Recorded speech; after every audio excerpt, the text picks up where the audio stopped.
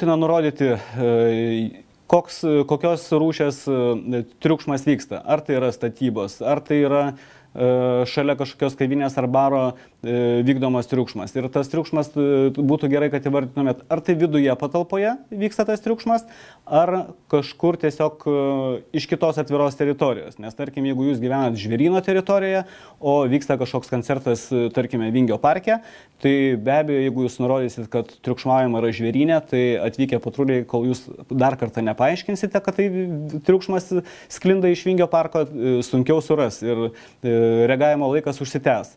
Jeigu tai yra triukšmaujama kažkokiu tai kaimynu, nuomojamame bute ar gyvenamajame, tai jūs būtų gerai, kad nurodytumėt ir koks tas yra buto numeris. Jeigu laiptinė yra rakinama, ar yra kažkoks tai kodas, kad būtų lengviau patekti patruliams į tą laiptinę, turėtumėt padiktuoti budėtojui, kai pranešat apie šitą triukšmo faktą, ir laiptinės kodą. Jeigu laiptinės kodo kartais nėra duris rakinamas, aišku, jūs turėtumėte ir pats prisistatyti ir nurodyti savo telefoną, kad galima būtų su jumis susisiekti ir jūs padėtumėt.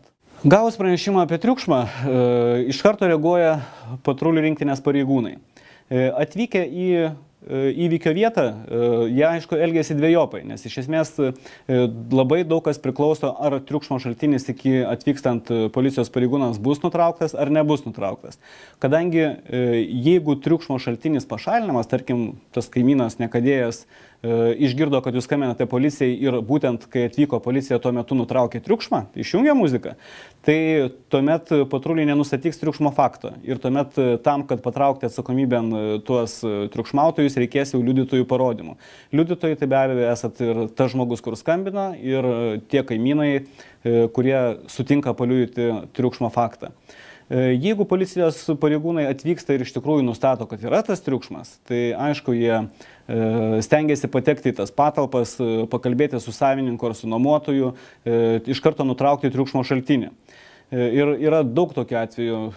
Iš tikrųjų, tai daugiau negu 70% triukšmautojų triukšmą nutraukia iš karto. Ir gal net pasakyčiau apie 90%, kadangi tik dalis triukšmautojų išvažiavus policijos pareigūnams gali vėl atnaujinti savo šitą veiką ir toliau neleisti jums klausytis, neleisti jums ilsėtis. Ir po to, kai policijos pareigūnai įspėja ir asmenys iš tikrųjų nenutraukia tos veikos, tai taikoma jau administracinė atsakomybė. Ir administracinė atsakomybė nėra labai jau, sakysim, menka vertė. Aišku, pirmą kartą galima būti skiriama tokia nuobaudos rūšis kaip įspėjimas, tačiau jisai skiriamas tik tai tiems, kurie susipranta ir kurie anksčiau nėra bausti už tai ir kurie iš karto pašalina triukšmo šaltinį. Tai galima paskui vertinti kaip lengvinančią aplinkybę. Tačiau jeigu tokių sąlygų nėra, tai pirmą kartą asmuo gali būti nubaustas net 300 litų bauda. O kai jau toks pažeidimas padaromas pakartotinai, tai bauda siekia netgi 1000 litų. Tai aš manau, tokiam pažeidimui yra pakankamai adekvati nuobauda. Visi policijos pareigūnai stengiasi visus įkalčius surinkti įvykio vietoje. Todėl, jeigu jūs iš tikrųjų iškvietėt policijos patrulį, nesvarbu, ar tai bus 2 valanda, ar nakties, ar tai bus ankstyvas rytas, iš tikrųjų pasistengkite sulaukti to patrulio ir duoti vietoje parodymus. Jeigu jūs tuo metu esate namuose ir laukit patrulio, tai tos 10 minučių ar 15, per kurį patrulis atvyks, jūs galite išnaudoti būtent tam įrodymui.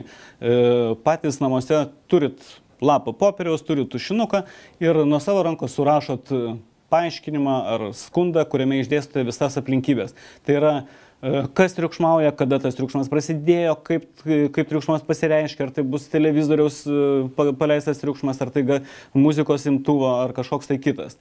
Jeigu kartais buvo triukšmaujama iš automobilio ir policija atvykus jau automobilio gali ir nebūti, gali patriukšmauti jaunuoliai 10-15 minučių, pažadinti jūs visus ir visą namą sukelt ant kojų ir išvykti. Tai tuo metu, aišku, būtina užsirašyti automobilių valstybinius numerius ir būtina įsidėmėti, kaip tie jaunuoliai atrodė, kad esant reikalui jūs iš tikrųjų lengvai juos atpažintumėt ir padėtumėt policijos pareigūnam identifikuoti tos pažeidėjus ir paskui patraukti atsakomybėn.